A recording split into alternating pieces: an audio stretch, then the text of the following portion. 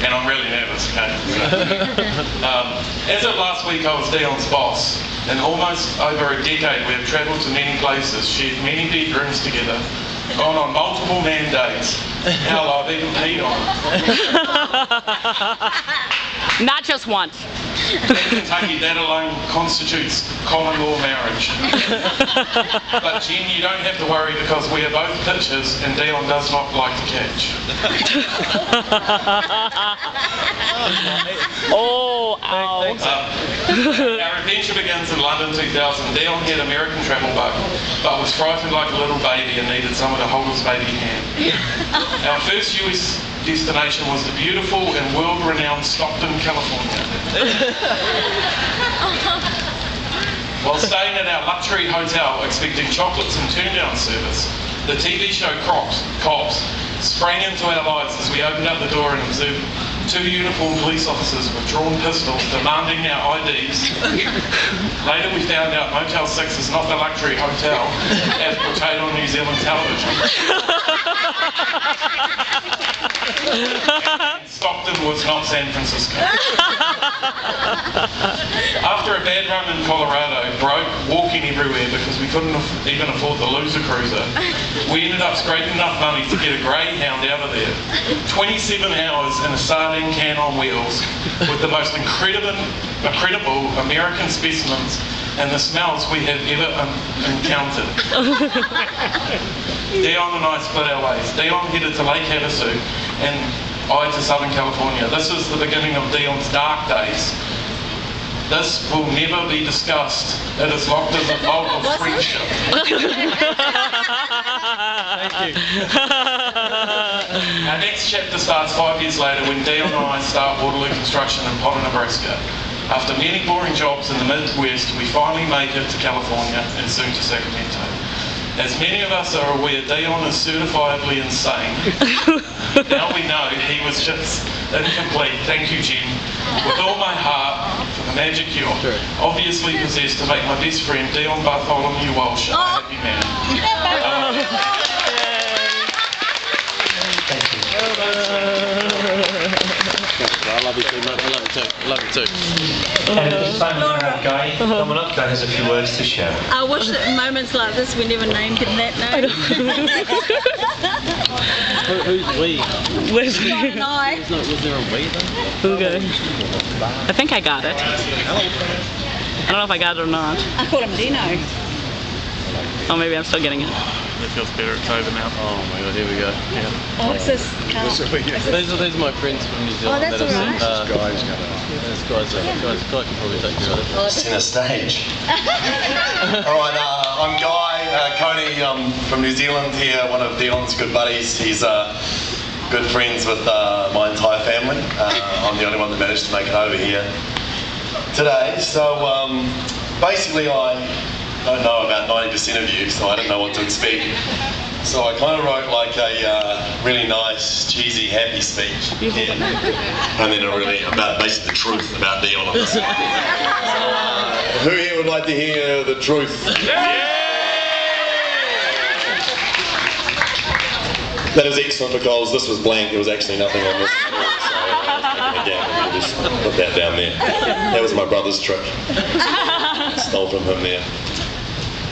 Just before I start off, I'd just like to say thank you. Thank you very much to Anna and Bob for having us and putting on this just incredible day and this just magical setting up. As cheesy as the word magical is, it's exactly what it is. I like the fairy tale. And Ina and John just for producing such a wonderful boy. I can't see where they are. Oh, over there? Okay, good. Yes, you're both there. Thank you, that was good. Right. A little nervous, we're good. All right, first and foremost, I would like to thank Dion and Jen for inviting me to share on this very special day. It was a long journey from Middle Earth for us Kiwis, but one that was well worth it. That being said, it was actually a pretty simple decision to make. Either stay and endure another freezing cold New Zealand winter, or come and lounge by a pool in Sacramento sipping beers in the sunshine. Now that's a tough one. Dion has been a long-time friend to the Coney family. My mother and father, sister Lisa and brother Nicholas wish dearly that they could be here today, but none more so than my brother Michael. who could not make it due to his 2 lovely young daughters needing his semi-depraved guidance and love. So from my whole family, congratulations to you both.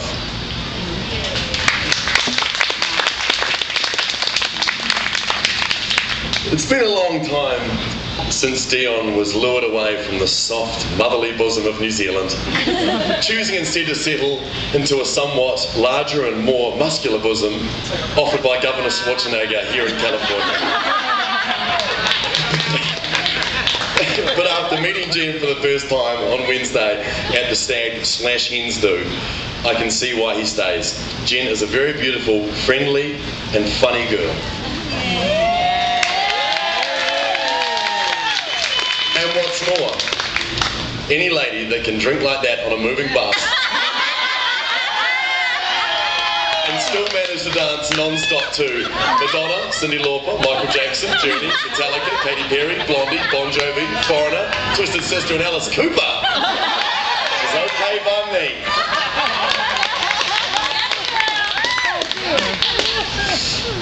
Now, while I was growing up, Dion was primarily my big brother's friend. Most of our interactions involved wedgies and dead arms, of which Dion seemed to have an endless supply of for me. But as I grew older and discovered the joys of alcohol and parties, the wedgies ceased and a solid friendship was formed. I'm going to scroll out a little bit. But it wasn't until our first season of snowboarding at Lake Wanaka that I would witness the full level of Dion's depravity. 5 of us shared a house with Dion and Ryan Brooks residing in the bunk room. This is where Dion's superhero alter ego was born, aka the Bunk Boys. A dynamic duo dressed in nothing but a pair of snowboard goggles and a blanket cape, whose mission was to teach one and all about the true splendour of the male anatomy. This was achieved by exposing themselves to everybody in the house, visitors, the neighbours, and even the milkman, I believe. A true force to be reckoned with.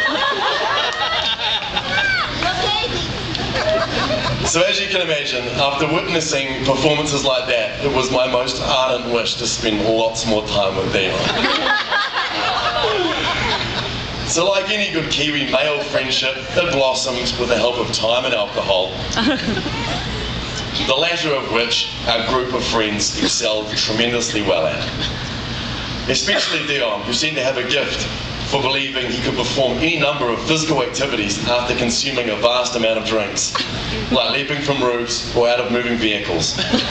But he truly outdid himself the time he drank half a bottle of Jack Daniels and tried to go surfing. A potentially deadly task for any normal human, but not our Dion. A few upchucks once he paddled out the back and he was surfing like a pro. That was the wreck button. Now, as I'm sure that most of you already know, Dion has a very good heart.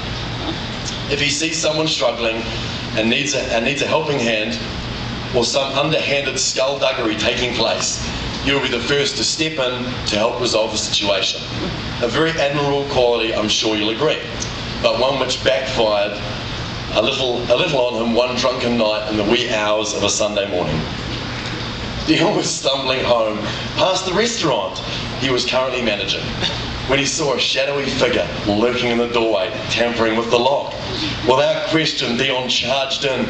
No dirty little street punk was going to rob his work, not on his watch. He leapt upon the rogue and wrestled him to the ground, but the man struggled free. Yeah. And instead of fleeing into the night, he turned to attack Dion.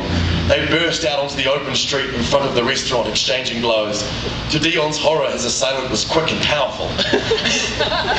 But what he thought would be a 10-second street brawl was rapidly turning into a full-blown boxing match.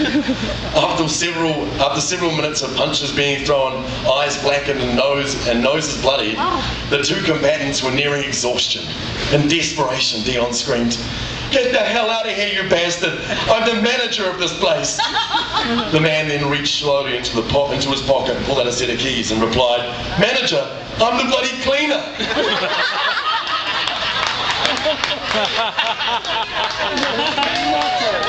The two workmates stared at each other for a few seconds under the serene night sky. Then proceeded to walk into the restaurant and drink together and compliment each other on their excellent fighting styles. But these stories I talk of were all long ago in much wilder days. The Dion I see before me today has clearly left those days long behind and has replaced them with his total love for Jenn. I know after only seeing you two together for a couple of days that your love for each other will overcome any obstacle that comes your way. From the bottom of my heart, my family's heart, David Salisbury and all the hearts of our friends who couldn't make it here on this wonderful day, wish you all the best for your new life together. Please everybody be upstanding and raise your glasses to Dion and Jenn. Thank you very much. Thank you, Guy.